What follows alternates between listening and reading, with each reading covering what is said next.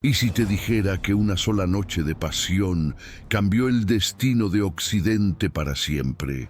En el año 31 a.C., mientras las aguas del mar Jónico se teñían de rojo con la sangre de miles de guerreros, dos amantes contemplaban desde sus barcos el fin de un sueño que había durado 10 años. Él era Marco Antonio, el general más poderoso de Roma. Ella era Cleopatra, la última reina de Egipto. Juntos habían intentado crear un imperio que uniera Oriente y Occidente bajo una sola corona. Pero ahora, mientras sus flotas se hundían ante la superior estrategia de Octaviano, sabían que su historia de amor no era solo suya. Era el último aliento de una era que moría con ellos. Todo comenzó en el año 133 a.C., cuando un joven aristócrata llamado Tiberio Graco decidió que ya era suficiente. Roma se había vuelto obscenamente rica gracias a sus conquistas, pero esa riqueza se concentraba en las manos de unos pocos senadores, mientras los ciudadanos ordinarios perdían sus tierras y se hundían en la pobreza. Graco propuso una reforma agraria radical: redistribuir las tierras públicas entre los veteranos y los campesinos pobres. Era una idea justa y necesaria, pero los senadores ricos la vieron como una amenaza mortal a su poder. La respuesta fue brutal y definitiva. Un grupo de senadores, liderados por el pontífice Máximo, tomó palos y piedras y literalmente asesinó a Tiberio Graco y a 300 de sus seguidores en pleno foro romano. Por primera vez en la historia de Roma, la violencia política había manchado de sangre el corazón sagrado de la ciudad. Era como si el Congreso estadounidense hubiera masacrado al presidente y a sus partidarios en el Capitolio. La República nunca se recuperó de esta herida. 10 años después, el hermano menor de Tiberio, Cayo Graco, intentó continuar las reformas de su hermano. Su destino fue el mismo: muerte violenta a manos de la aristocracia. Pero esta vez, la violencia se extendió por toda la ciudad. Miles de ciudadanos murieron en las calles de Roma. El mensaje estaba claro: cualquiera que desafiara el poder establecido sería eliminado sin piedad. Durante los siguientes 100 años, Roma vivió una espiral descendente de violencia política que transformó la República en un campo de batalla permanente. Generales como Mario y Sila convirtieron sus ejércitos en armas políticas, marchando sobre Roma misma cuando no conseguían lo que querían por medios políticos. Las listas de proscripción se volvieron comunes. Listas públicas de enemigos del Estado que cualquier ciudadano podía matar legalmente por una recompensa. Imaginen vivir en una sociedad donde cada mañana podrían publicar tu nombre en una lista de muerte y tus propios vecinos podrían asesinarte por dinero. En este caos sangriento emergió una nueva forma de poder: el triunvirato. No era una institución oficial, sino un acuerdo secreto entre los 3 hombres más poderosos de Roma para dividirse el control del Estado. Era, esencialmente, la muerte de la democracia romana disfrazada de solución práctica. El primer triunvirato se formó en el año 60 a.C. entre 3 personalidades que no podrían haber sido más diferentes. Julio César era el político más brillante de su generación, un hombre que combinaba genio militar con una comprensión intuitiva de la psicología de masas. Pompeyo el Grande era el general más exitoso de Roma, el hombre que había conquistado el este y añadido más territorio al imperio que cualquier otro comandante en la historia romana. Marco Licinio Craso era simplemente el hombre más rico del mundo conocido, tan adinerado que podía comprar ejércitos enteros como quien compra esclavos en el mercado. Estos 3 hombres entendieron algo fundamental: la República ya no podía ser salvada por medios tradicionales. Las instituciones estaban demasiado corruptas, el Senado demasiado fragmentado y la violencia política había hecho imposible cualquier consenso genuino. Así que decidieron tomar el control directamente, dividiéndose las provincias más ricas y los comandos militares más importantes como si fueran piezas en un tablero de ajedrez. La alianza funcionó durante varios años, pero contenía las semillas de su propia destrucción. César usó su posición para conquistar las Galias, añadiendo lo que hoy son Francia, Bélgica y partes de Alemania al Imperio Romano. Sus victorias lo convirtieron en el comandante más popular entre las tropas, pero también despertaron la envidia y el miedo de sus socios. Craso, decidido a no quedarse atrás en gloria militar, lanzó una invasión desastrosa contra el Imperio Parto y murió en una de las derrotas más humillantes de la historia romana. Su cabeza cortada fue usada como utilería en una obra de teatro en la corte del rey Parto. Con Craso muerto, solo quedaban César y Pompeyo, y Roma era demasiado pequeña para ambos. La guerra civil era inevitable. Cuando César cruzó el Rubicón con sus legiones en el año 49 a.C., pronunciando la famosa frase «La suerte está echada», no solo estaba desafiando a Pompeyo, estaba dando el golpe de gracia final a una república que ya llevaba décadas agonizando. La guerra que siguió fue total y despiadada. Se luchó desde España hasta Egipto, desde África hasta Grecia. Cuando terminó, César había demostrado algo terrible, que la República Romana no era más que una ficción. El poder real residía en los ejércitos, y quien controlara los ejércitos, controlaría Roma. Era una lección que sus herederos, incluyendo Marco Antonio, nunca olvidarían. Cuando Julio César regresó victorioso a Roma en el año 46 a.C., ya no era simplemente otro político romano. Era el hombre más poderoso que había caminado por la tierra desde Alejandro Magno.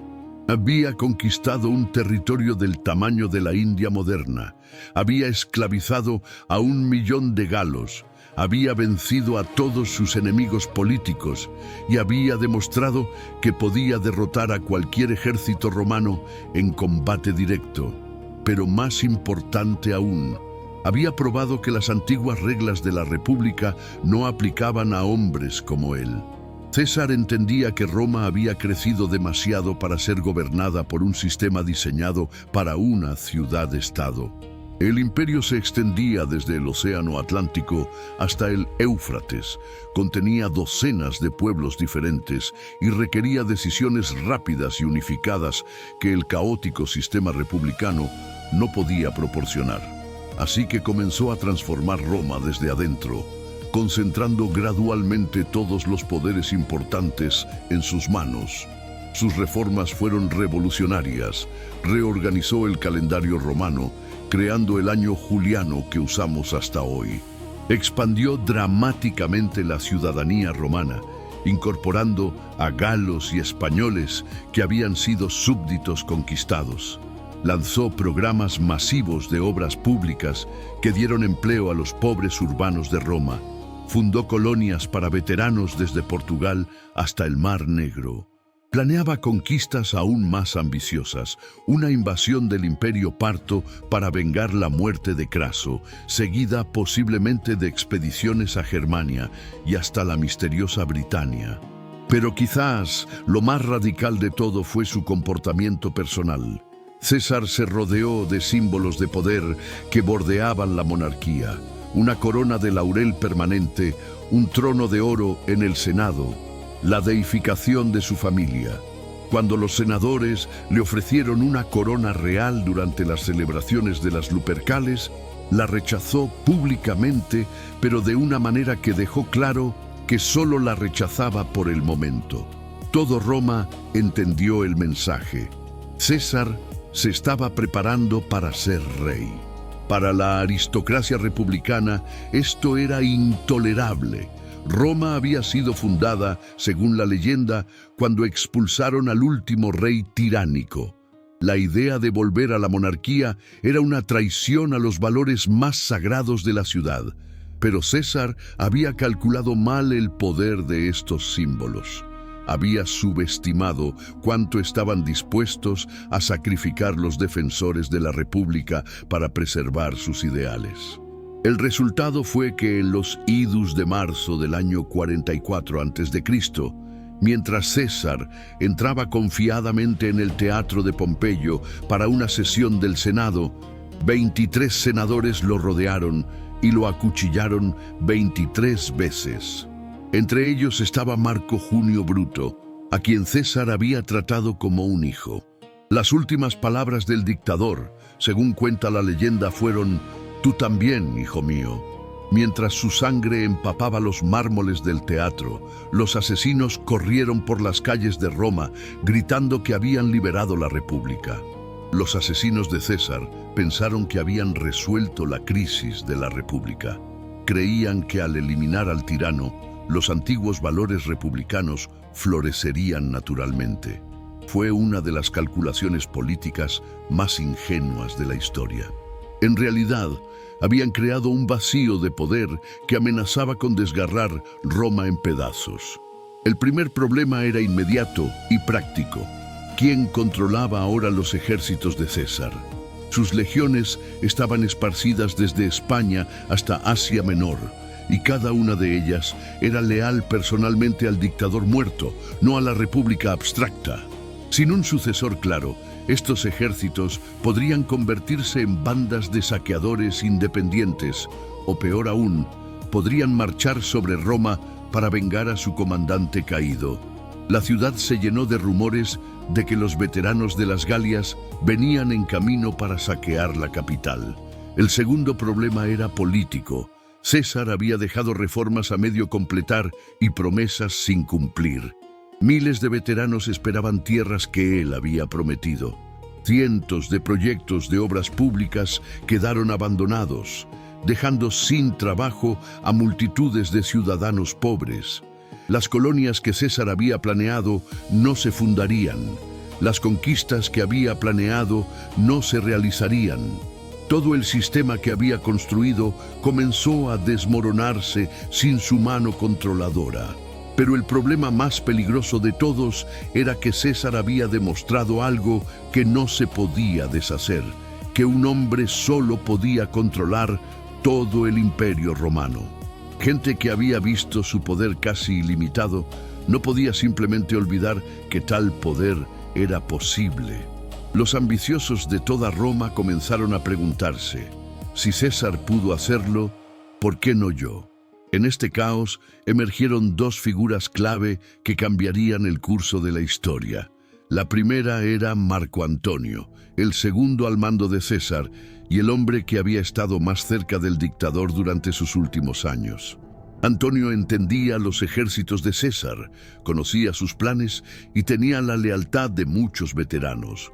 Pero había otro pretendiente al legado cesariano, un joven de 18 años llamado Cayo Octavio, que tenía algo que Antonio no tenía: el nombre de César. Octavio era el sobrino nieto de César, pero más importante aún, había sido adoptado por el dictador en su testamento. Esto lo convertía legalmente en Cayo Julio César Octaviano, heredero del nombre más poderoso de Roma.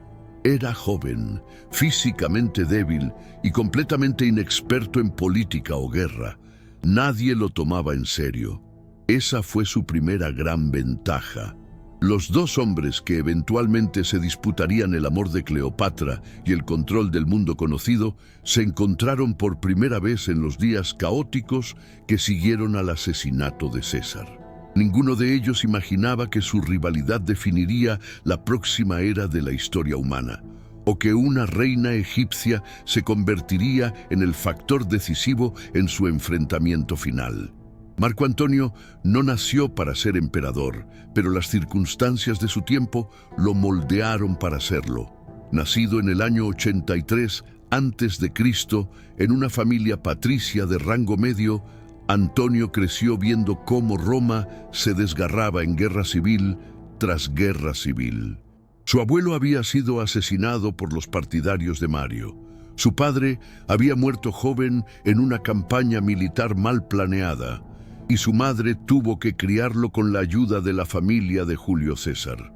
Para cuando Antonio llegó a la edad adulta, la violencia política era todo lo que había conocido. Físicamente, Antonio era todo lo que los romanos admiraban en un líder militar.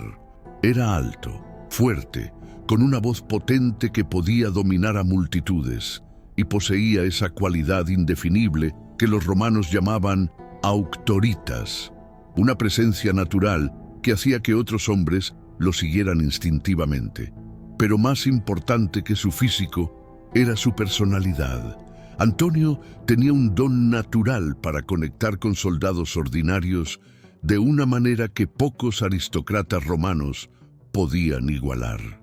Mientras otros generales mantenían distancia social con sus tropas, Antonio comía con sus soldados, bebía con ellos y compartía sus peligros en primera línea.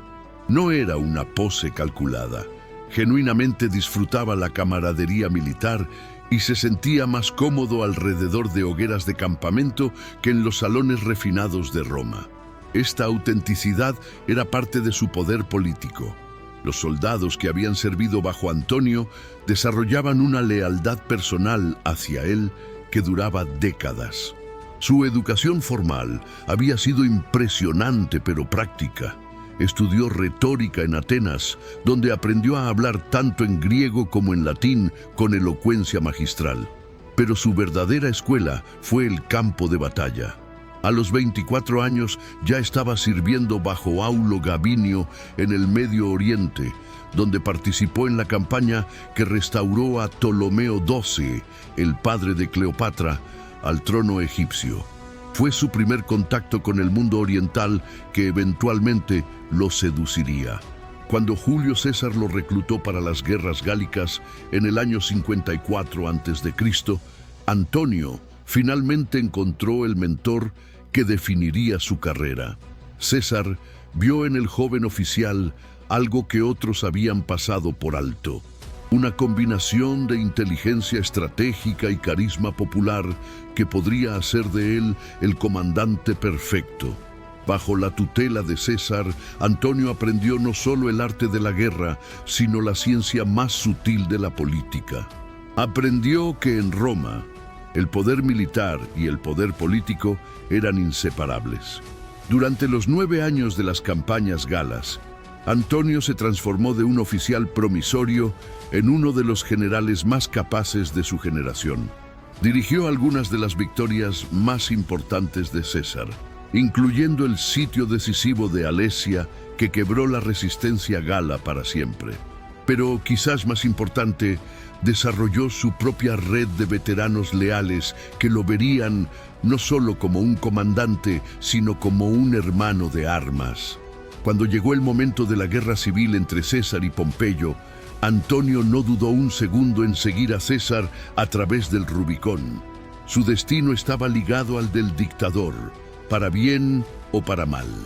Mientras Marco Antonio aprendía el arte de la guerra en las sangrientas campañas de César, a 1000 kilómetros de distancia, en los palacios de mármol de Alejandría, una joven princesa se preparaba para un destino aún más extraordinario: Cleopatra VII. Filopátor no era simplemente otra heredera real, era la descendiente directa de Ptolomeo I, el general macedonio que había conquistado Egipto tras la muerte de Alejandro Magno. En sus venas corrían 3 siglos de sangre real helenística, y desde niña supo que llevaba sobre sus hombros el peso de una civilización entera. El Egipto que heredaría Cleopatra era un reino de contrastes imposibles. Por un lado, seguía siendo la nación más rica del Mediterráneo, con una economía basada en el Nilo que generaba excedentes agrícolas capaces de alimentar a medio mundo conocido. Las arcas reales contenían más oro que el resto del Imperio Romano combinado.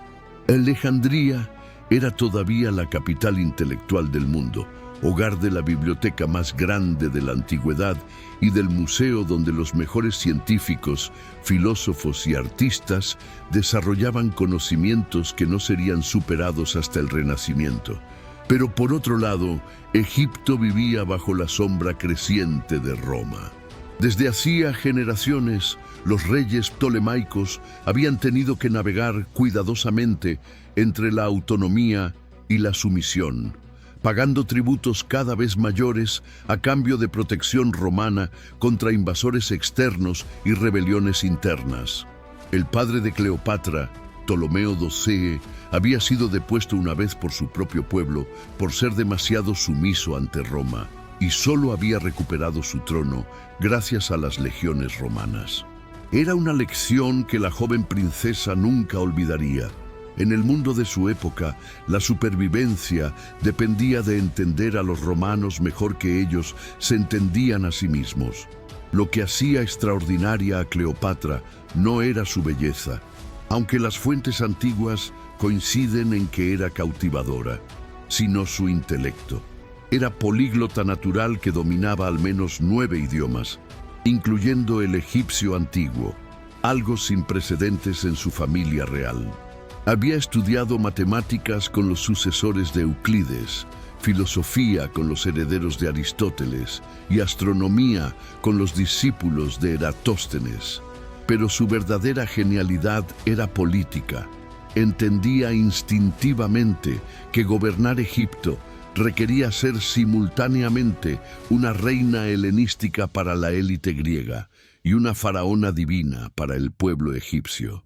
Desde los 15 años, Cleopatra acompañó a su padre en audiencias diplomáticas, observando cómo manejaba las delicadas negociaciones con embajadores romanos. Aprendió a leer no solo las palabras de los políticos, sino sus verdaderas intenciones. Estudió los puntos débiles del sistema romano, la corrupción del Senado, la ambición de los generales, las tensiones entre las clases sociales. Cuando finalmente subió al trono en el año 51 a.C., a los 18 años, ya tenía un plan para devolver a Egipto su grandeza perdida. Su estrategia era brillante en su simplicidad. Si Egipto no podía resistir a Roma por la fuerza, entonces Egipto seduciría a Roma desde adentro, no con una seducción sexual superficial, sino con la seducción más profunda del poder, la cultura y la riqueza. Cleopatra entendía que los romanos, por toda su fuerza militar, eran fundamentalmente bárbaros, fascinados por la sofisticación oriental. Si podía aliarse con el romano correcto, podría convertir la relación de vasallaje en una sociedad entre iguales y eventualmente en algo mucho más ambicioso, un imperio que uniera la sabiduría de Oriente con el poder de Occidente bajo una sola corona. Cuando las noticias del asesinato de César llegaron a Alejandría en la primavera del año 44 a.C., Cleopatra entendió inmediatamente que el mundo que conocía estaba a punto de cambiar para siempre.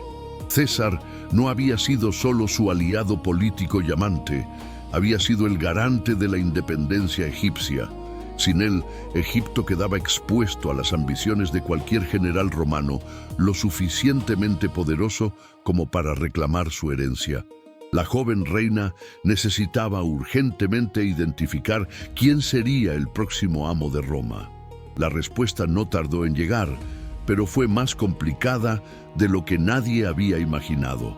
En lugar de un sucesor claro, 3 hombres reclamaron ser los herederos legítimos del poder cesariano.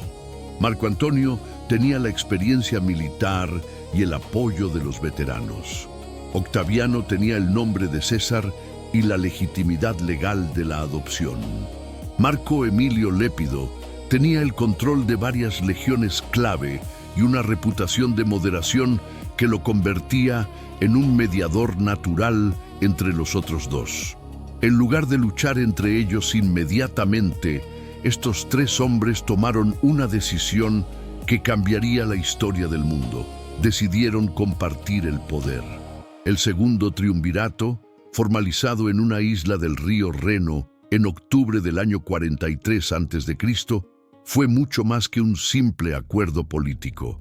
Fue la división oficial del mundo conocido entre tres individuos, cada uno con poder absoluto sobre un tercio de la humanidad civilizada. La división territorial reveló tanto las ambiciones como las personalidades de cada triunviro. Octaviano, el más joven, pero quizás el más astuto políticamente, se quedó con Italia y las provincias occidentales, el corazón del poder romano, donde podía construir su base política entre las élites tradicionales. Lépido recibió África, rica en trigo pero relativamente pacífica, perfecta para un hombre que prefería la administración a la conquista, y Marco Antonio obtuvo el premio más tentador y peligroso de todos: las provincias orientales, incluyendo Grecia, Asia Menor, Siria y Egipto. Para Cleopatra, observando estos desarrollos desde su palacio en Alejandría, la elección de Antonio como señor de Oriente representaba tanto una oportunidad como un peligro mortal. Por un lado, Antonio tenía una reputación de apreciar la cultura oriental y de ser más flexible que otros romanos en sus tratos con reyes extranjeros. Por otro lado, también tenía fama de ser impulsivo, ambicioso y potencialmente más peligroso que los administradores rutinarios que habían manejado las relaciones romano-egipcias en el pasado. Los primeros años del segundo triunvirato estuvieron dominados por la venganza contra los asesinos de César. En la sangrienta batalla de Filipos, en el año 42 a.C., los ejércitos del triunvirato aplastaron definitivamente a Bruto y Casio, los líderes de la conspiración republicana. Pero esta victoria compartida solo pospuso el conflicto inevitable entre los triunviros. Con los enemigos externos eliminados, cada uno comenzó a consolidar su poder en sus territorios respectivos, preparándose para la confrontación final que determinaría quién gobernaría el mundo entero. Para entender por qué Marco Antonio quedó tan fascinado por Cleopatra y su mundo, debemos imaginar lo que significaba llegar a Alejandría en el siglo I a.C. Un romano acostumbrado a las calles estrechas y malolientes de Roma, a los edificios de ladrillo de 4 pisos que se derrumbaban regularmente, a los mercados caóticos y ruidosos del foro, de repente se encontraba en una ciudad que parecía diseñada por dioses en lugar de por hombres.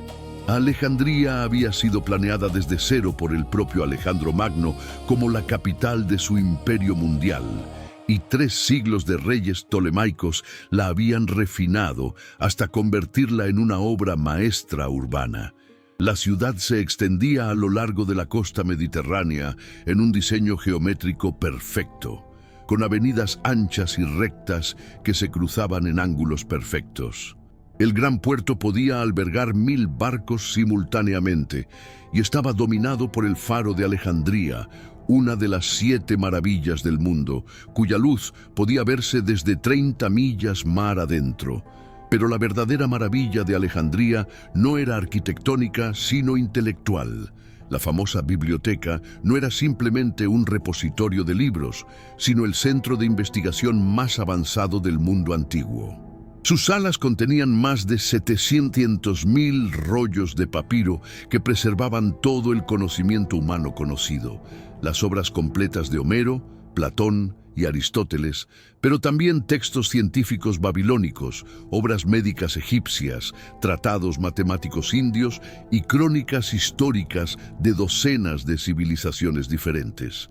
El museo adyacente funcionaba como la primera universidad del mundo, donde los mejores científicos de la época realizaban investigaciones financiadas por el Estado.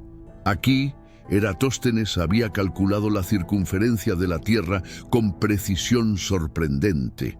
Aristarco había propuesto que la Tierra giraba alrededor del Sol, 18 siglos antes de Copérnico. Euclides había sistematizado las matemáticas en principios que todavía se enseñan hoy. Herófilo había realizado las primeras disecciones humanas sistemáticas, describiendo el sistema nervioso con precisión no superada hasta el Renacimiento. La diversidad cultural de la ciudad era igualmente impresionante. Junto a la élite griega que dominaba la administración, vivían comunidades prósperas de judíos, sirios, nubios, árabes, persas y romanos. Cada grupo mantenía sus propias tradiciones mientras contribuía al dinamismo económico e intelectual de la ciudad. Los mercados de Alejandría vendían productos de toda la India hasta Britania. Seda china, especias indias, incienso árabe, metales preciosos africanos, ámbar del Báltico. Para una mente como la de Marco Antonio, acostumbrada a pensar en términos de conquista y dominio, Alejandría representaba algo diferente. El poder del refinamiento, la influencia cultural, la seducción intelectual. Aquí podía ver lo que Roma podría llegar a ser si combinara su fuerza militar con la sofisticación oriental. Era una visión que, una vez experimentada, resultaba imposible de olvidar.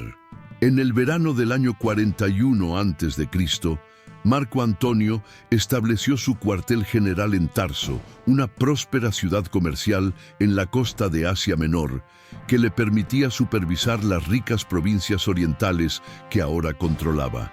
Sus primeros años como señor de Oriente habían sido exitosos. Había reorganizado las administraciones locales, había asegurado las fronteras contra las incursiones partas, y había comenzado a recaudar los enormes tributos que necesitaba para financiar sus ambiciones políticas en Roma. Pero había un asunto pendiente que requería su atención personal: Egipto. Cleopatra se había mantenido cuidadosamente neutral durante las guerras civiles romanas, una estrategia prudente, pero que ahora la dejaba en una posición vulnerable. Antonio necesitaba confirmar la lealtad egipcia y, más importante, necesitaba acceso a los recursos financieros de Egipto para sus próximas campañas militares. Envió una serie de invitaciones cada vez más perentorias a la reina egipcia para que viniera a Tarso y rindiera cuentas de su comportamiento durante las recientes crisis. Para cualquier otro gobernante oriental, una convocatoria de Marco Antonio habría significado presentarse humildemente como un súbdito ante su señor romano. Pero Cleopatra entendía que esta reunión era mucho más que una audiencia diplomática rutinaria. Era su oportunidad de redefinir la relación entre Egipto y Roma, de transformar una relación de vasallaje en una sociedad entre iguales. Si podía impresionar a Antonio lo suficiente, podría convertir al conquistador romano en su socio en lugar de su amo. Su respuesta fue una obra maestra de teatro político que se recordaría durante siglos.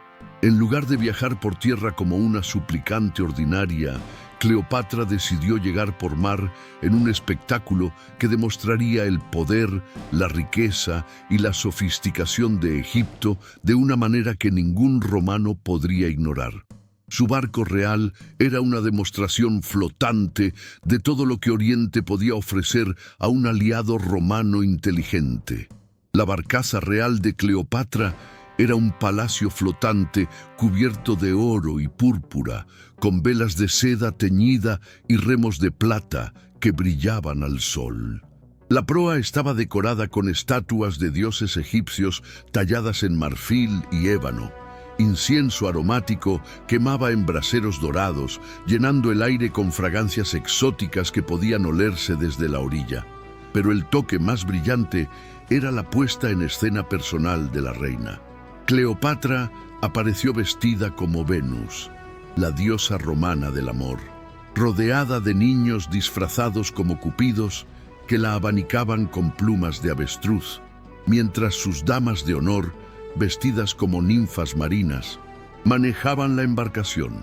Cuando la barcaza dorada remontó el río Sidno hacia Tarso, toda la población de la ciudad salió a las orillas para ver el espectáculo. Nunca habían visto nada parecido. Era como si los dioses mismos hubieran descendido del Olimpo para visitar el mundo mortal. Marco Antonio, que había planeado recibir a la reina egipcia en su tribunal como un señor romano recibe a un vasallo, de repente se encontró compitiendo por la atención de su propia audiencia. El mensaje de Cleopatra era claro. Egipto no venía como súbdito, sino como igual, ofreciendo una alianza entre socios dignos el uno del otro. Los días que Marco Antonio y Cleopatra pasaron juntos en Tarso durante el otoño del año 41 a.C. fueron mucho más que un romance. Fueron las conversaciones que redefinieron el futuro del mundo mediterráneo. Mientras los ciudadanos de Tarso seguían hablando del espectáculo de la llegada de la reina egipcia, dentro de las habitaciones privadas del palacio del gobernador, se estaba forjando una alianza que desafiaría todos los precedentes de la diplomacia romana. Lo que fascinó a Marco Antonio de Cleopatra no fue simplemente su belleza o su exotismo, sino su mente política. Aquí estaba una mujer que hablaba 9 idiomas, que había leído toda la literatura griega y latina, que entendía las complejidades de la administración de un reino multicultural y que tenía una visión geopolítica tan ambiciosa como la suya propia. En sus conversaciones nocturnas, Cleopatra le describió a Antonio una posibilidad que nunca había considerado seriamente. ¿Y si Roma no conquistaba Oriente, sino que se aliaba con él? El plan que comenzaron a desarrollar juntos era revolucionario en su alcance. En lugar de la tradicional relación romana de conquista y explotación, proponían crear un imperio dual que combinara la fuerza militar romana con la riqueza y sofisticación oriental. Antonio gobernaría las provincias occidentales desde Roma, pero como socio igual de Cleopatra, quien reinaría sobre un Oriente revitalizado desde Alejandría. Sus hijos compartirían eventualmente este imperio dual, uniendo las líneas dinásticas de César y Alejandro Magno en una nueva casa real que gobernaría desde el Atlántico hasta la India.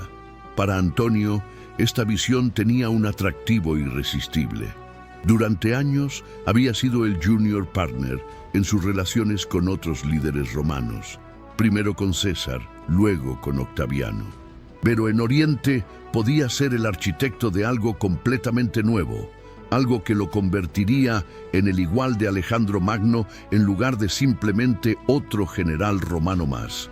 Cleopatra le ofrecía no solo los recursos para realizar esta visión, sino la legitimidad histórica para justificarla. Ella era la heredera directa de los Ptolomeos, que habían sido los sucesores de Alejandro. Los meses que siguieron al encuentro de Tarso fueron un periodo de intensa actividad diplomática y militar. Antonio regresó con Cleopatra a Alejandría, donde experimentó de primera mano el poder y la sofisticación del reino egipcio. Navegaron juntos por el Nilo en una procesión triunfal que recordaba las expediciones de los antiguos faraones. Participaron en ceremonias religiosas donde Antonio fue presentado ante el pueblo egipcio no como un conquistador extranjero, sino como el consorte divino de la reina diosa. Pero también trabajaron intensamente en los detalles prácticos de su alianza. Cleopatra abrió los tesoros egipcios para financiar las campañas militares de Antonio. A cambio, Antonio comenzó a reorganizar las fronteras orientales para crear un reino egipcio expandido que incluiría Chipre, partes de Siria y territorios en Asia Menor. Era una redistribución de poder que beneficiaba a ambos. Egipto recuperaba su estatus como gran potencia, mientras Antonio obtenía los recursos necesarios para sus ambiciones imperiales. En el año 40 a.C., Cleopatra dio a luz a gemelos, Alejandro Helios y Cleopatra Selene. Los nombres que eligieron para sus hijos revelaban la grandeza de sus ambiciones. Helios era el sol, Selene era la luna, símbolos de un poder que se extendería por todo el mundo conocido.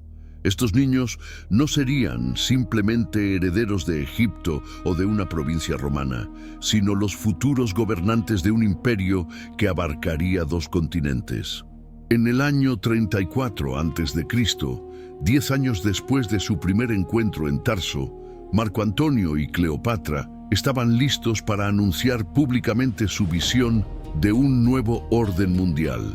La ocasión fue una ceremonia sin precedentes en la historia romana, las llamadas donaciones alejandrinas, un evento que redistribuyó territorios del tamaño de países modernos con la misma facilidad con que un emperador moderno otorga títulos honoríficos. La ceremonia se celebró en el Gimnasio de Alejandría, el enorme complejo deportivo y cultural que podía albergar a decenas de miles de espectadores. Antonio había regresado recientemente de una campaña exitosa en Armenia, y la celebración comenzó como un triunfo romano tradicional, pero rápidamente se transformó en algo que ningún romano había visto antes, un espectáculo oriental que declaraba el nacimiento de una nueva era imperial. Antonio y Cleopatra aparecieron sentados en tronos dorados elevados sobre una plataforma de plata. Ella vestía las ropas ceremoniales de Isis, la diosa madre del panteón egipcio, mientras él llevaba los atributos de Dionisio, el dios greco-romano del vino y la fertilidad. No era casualidad que hubieran elegido estas divinidades. Isis y Dionisio eran dioses del este, símbolos de una espiritualidad más emocional y sensual que la religión formal romana. Su aparición divina ante la multitud alejandrina era una declaración de que representaban valores orientales frente a la austeridad occidental. Pero el verdadero shock vino con los anuncios territoriales. Uno por uno, Antonio proclamó nuevas divisiones del mundo oriental que ignoraban completamente las tradiciones administrativas romanas. Cleopatra fue declarada reina de reyes y soberana de Egipto y Chipre. Su hijo mayor, Cesarión, supuesto hijo de Julio César, fue proclamado rey de reyes y cogobernante de Egipto. Los gemelos, Alejandro Helios y Cleopatra Selene, recibieron vastos territorios. Él sería rey de Armenia, Media y Partia, incluyendo tierras que Roma aún no había conquistado, mientras ella gobernaría Cirenaica y Libia. El hijo menor de la pareja, Ptolomeo Filadelfo, nacido en el año 36 a.C., recibió Siria y Asia Menor. En una sola tarde, Antonio había redistribuido territorios que contenían millones de habitantes y riquezas incalculables, creando un sistema de reinos vasallos gobernados por la familia de Cleopatra, que se extendería desde África hasta la India. Para la audiencia alejandrina, la ceremonia fue un momento de orgullo nacional sin precedentes. Por primera vez en siglos, Egipto no era tratado como una provincia subordinada, sino como el centro de un imperio rival. Cleopatra había conseguido lo que ningún gobernante egipcio había logrado desde los grandes faraones: hacer de Alejandría una capital imperial que competía directamente con Roma.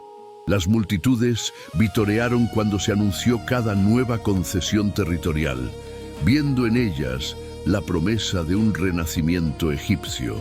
Pero para los observadores romanos presentes en la ceremonia, las donaciones alejandrinas fueron algo muy diferente, una declaración de guerra contra todo lo que Roma representaba. Antonio no estaba simplemente redistribuyendo territorio romano, estaba creando una estructura de poder alternativa que desafiaba directamente la autoridad del Senado y el pueblo romano.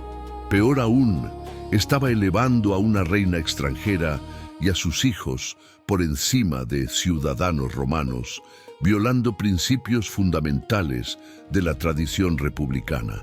Los informes de la ceremonia llegaron a Roma pocas semanas después, llevados por comerciantes y diplomáticos que habían presenciado los eventos. Cuando Octaviano leyó las descripciones de los tronos dorados, los títulos reales y las redistribuciones territoriales, entendió inmediatamente que Antonio le había entregado el arma perfecta para destruir su reputación política. El segundo triunvirato había terminado oficialmente 2 años antes, y ahora los 2 hombres más poderosos de Roma se dirigían inevitablemente hacia una confrontación final. Las donaciones alejandrinas habían hecho de esa confrontación no solo inevitable, sino moralmente justificable desde la perspectiva romana. Cuando las noticias de las donaciones alejandrinas llegaron a Roma, Octaviano enfrentó un dilema estratégico complejo. Marco Antonio seguía siendo enormemente popular entre los veteranos romanos, especialmente aquellos que habían servido bajo Julio César. Una declaración directa de guerra contra un fellow romano podría dividir la ciudad y crear una nueva guerra civil que Octaviano podría perder. Necesitaba una estrategia más sutil, una que transformara a Antonio de héroe romano en traidor nacional, sin parecer él mismo el agresor. La solución que desarrolló Octaviano fue una de las campañas de propaganda más brillantes y efectivas de la historia política. En lugar de atacar directamente a Marco Antonio, decidió enfocar toda la hostilidad romana en Cleopatra, presentándola como la verdadera amenaza a la seguridad nacional. Esta estrategia tenía múltiples ventajas. Permitía a Octaviano aparecer como el defensor de los valores romanos tradicionales, explotaba los prejuicios existentes contra las mujeres en el poder y los extranjeros orientales, y ofrecía a los partidarios de Antonio una manera de abandonarlo sin perder completamente el honor. El primer paso fue controlar la narrativa sobre la relación entre Antonio y Cleopatra. Los propagandistas de Octaviano comenzaron a circular historias que presentaban a la reina egipcia no como una aliada política legítima, sino como una hechicera oriental que había usado magia y sexualidad para corromper a un noble general romano. Según estas historias, Antonio había sido literalmente embrujado por Cleopatra, transformado de un patriota romano en un títere de intereses extranjeros. Las descripciones de Cleopatra que circulaban por Roma la retrataban como la encarnación de todos los vicios que los romanos tradicionalmente asociaban con el Oriente decadente: lujuria, traición, ambición femenina descontrolada y adoración de dioses bestiales. Los panfletos describían banquetes en Alejandría donde ella supuestamente había disuelto perlas en vino para demostrar su riqueza, o ceremonias religiosas donde participaba en rituales sexuales con sacerdotes egipcios. La mayoría de estas historias eran completamente inventadas, pero se basaban en estereotipos culturales tan profundos que sonaban plausibles para las audiencias romanas. Octaviano también explotó hábilmente las ansiedades religiosas y culturales de Roma. Presentó el conflicto como una guerra entre los dioses romanos tradicionales y las deidades bestiales de Egipto. En su versión, Cleopatra no era solo una reina extranjera ambiciosa, sino la sacerdotisa de cultos que amenazaban la pureza religiosa romana. Las imágenes de Isis con cabeza de animal fueron contrastadas con las estatuas nobles de Minerva y Marte, sugiriendo que la victoria de Cleopatra significaría el fin de la civilización romana misma. La brillantez propagandística culminó cuando Octaviano obtuvo, o más probablemente forjó, una copia del testamento de Marco Antonio. En una sesión dramática del Senado, leyó públicamente disposiciones que supuestamente mostraban que Antonio planeaba trasladar la capital del Imperio de Roma a Alejandría, enterrar su cuerpo junto al de Cleopatra en lugar de en suelo romano, y dejar sus conquistas romanas como herencia para los hijos egipcios de la reina. El efecto fue devastador para la reputación de Antonio. Incluso sus partidarios más leales encontraron difícil defender lo que parecían ser traiciones evidentes a la patria romana. Uno por uno, senadores y generales que habían apoyado a Antonio comenzaron a cambiar de bando, declarando que su lealtad era a Roma, no a un individuo específico. Cuando finalmente declaró la guerra en el año 32 a.C., Octaviano pudo presentar el conflicto no como una guerra civil entre romanos, sino como una guerra patriótica contra una amenaza extranjera. La declaración formal de guerra se hizo contra Cleopatra, no contra Antonio, lo que permitía a los soldados romanos luchar contra su propio compatriota mientras mantenían la ficción de que estaban defendiendo la patria contra invasores orientales. El 2 de septiembre del año 31 a.C., en las aguas azules del mar Jónico frente a la costa occidental de Grecia, dos flotas se preparaban para una batalla que determinaría si el futuro pertenecería a Roma o a una nueva forma de imperio greco-egipcio. Marco Antonio y Cleopatra habían apostado todo a este momento. Años de preparación, alianzas cuidadosamente construidas y los tesoros acumulados de Egipto se concentraban en las 400 naves que ahora enfrentaban la flota ligeramente más pequeña, pero mejor entrenada de Octaviano. La campaña que llevó a Accio había durado casi un año entero de maniobras estratégicas donde cada bando intentaba forzar al otro a luchar en condiciones ventajosas. Antonio había establecido su base en el Golfo de Ambracia, en la costa occidental de Grecia, una posición naturalmente defensiva que le permitía recibir suministros desde Egipto, mientras obligaba a Octaviano a operar lejos de sus bases italianas. Pero Octaviano, aconsejado por su brillante general Marco Agripa, había gradualmente cerrado el cerco alrededor de la flota antoniana, cortando sus líneas de suministro y forzando una confrontación decisiva.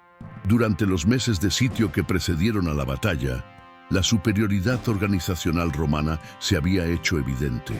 Mientras los soldados de Antonio sufrían de enfermedades tropicales, deserción y moral decadente, las fuerzas de Octaviano permanecían disciplinadas y bien alimentadas.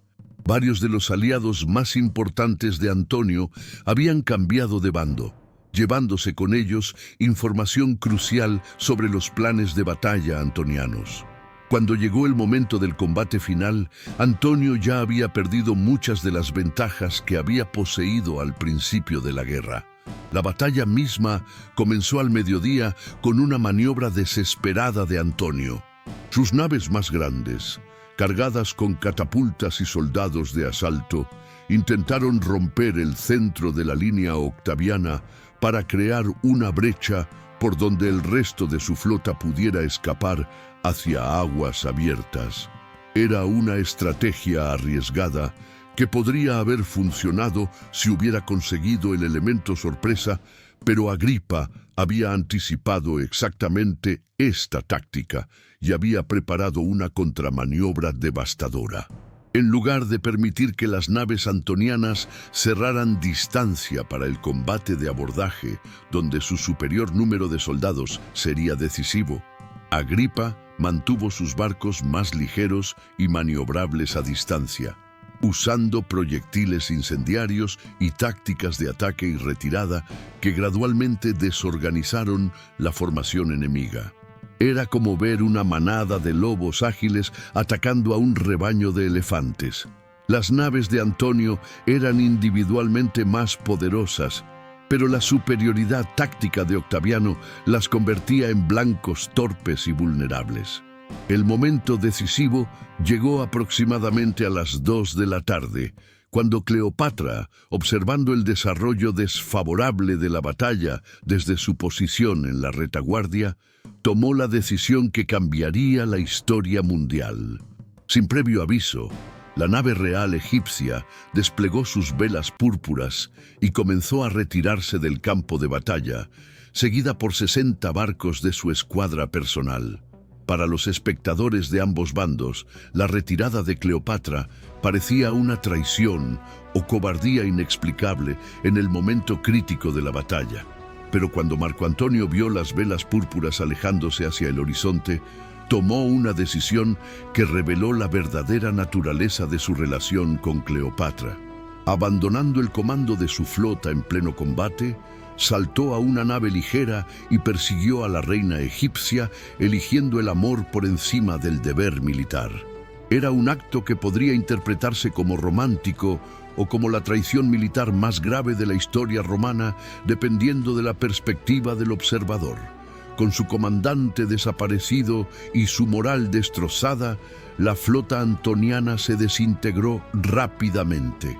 Algunas naves continuaron luchando hasta el anochecer en una resistencia heroica pero inútil. Otras se rindieron cuando se hizo evidente que la batalla estaba perdida. Al final del día, Octaviano había ganado no solo una victoria naval decisiva, sino el control indiscutido del mundo mediterráneo. Marco Antonio y Cleopatra habían escapado con suficientes barcos y tesoro para mantener la esperanza de continuar la resistencia, pero su causa estaba efectivamente perdida. Los 11 meses que transcurrieron entre la derrota en Accio y los suicidios finales en Alejandría fueron un período de agonía prolongada, donde Marco Antonio y Cleopatra vivieron el lento colapso de todo lo que habían construido juntos. Refugiados en la capital egipcia con los restos de su flota y sus tesoros, intentaron desesperadamente encontrar una salida diplomática o militar a una situación que se volvía más desesperada cada día que pasaba. Cleopatra, siempre la más práctica de los dos, exploró múltiples opciones de supervivencia. Envió emisarios secretos a Octaviano ofreciendo su abdicación a cambio de garantías de que sus hijos heredarían el trono egipcio. Cuando estas negociaciones fracasaron, consideró planes más desesperados: trasladar la corte egipcia a la India, donde podría establecer un nuevo reino lejos del alcance romano, o incluso aliarse con los partos para una última guerra contra Roma desde el este.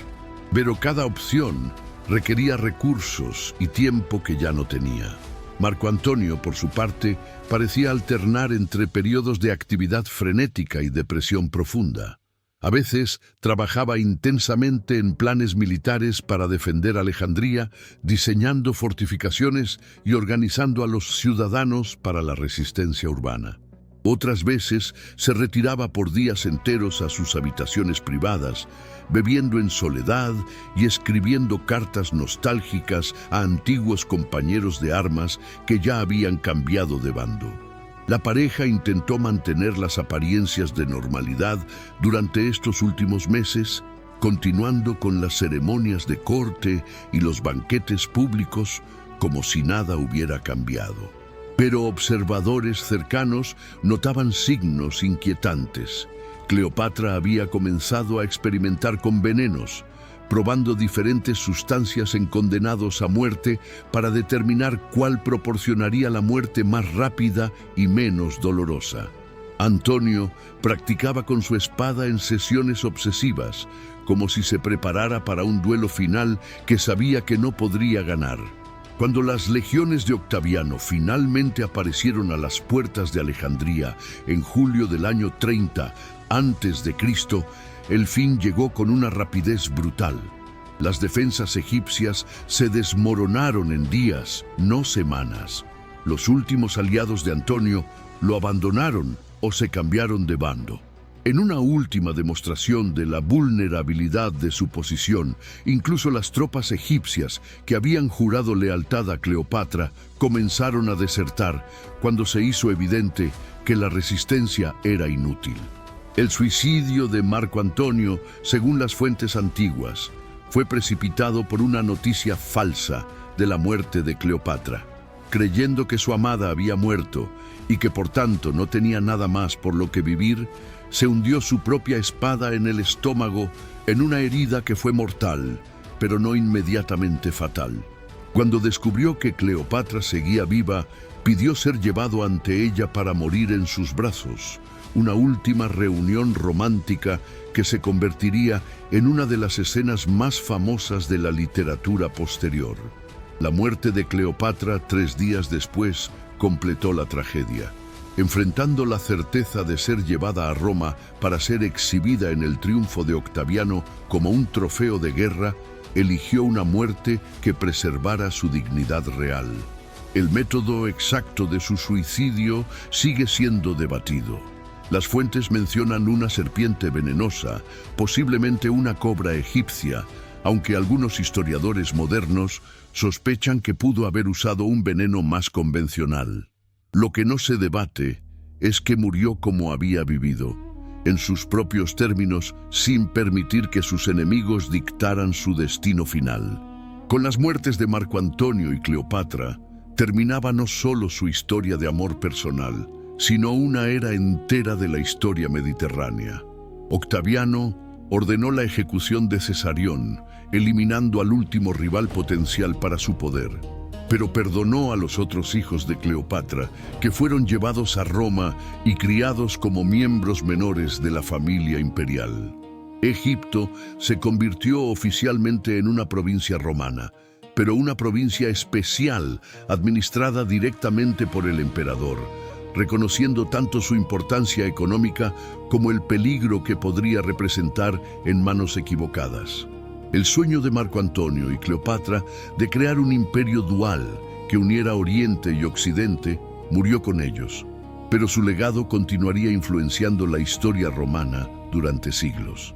Octaviano, ahora rebautizado como Augusto, construyó su nuevo imperio imperial parcialmente sobre los precedentes que ellos habían establecido, adoptando muchas de las innovaciones administrativas y ceremoniales que habían desarrollado en Oriente. La ironía final de su historia es que, aunque perdieron la guerra, muchas de sus ideas sobre cómo gobernar un imperio multicultural eventualmente fueron adoptadas por sus vencedores.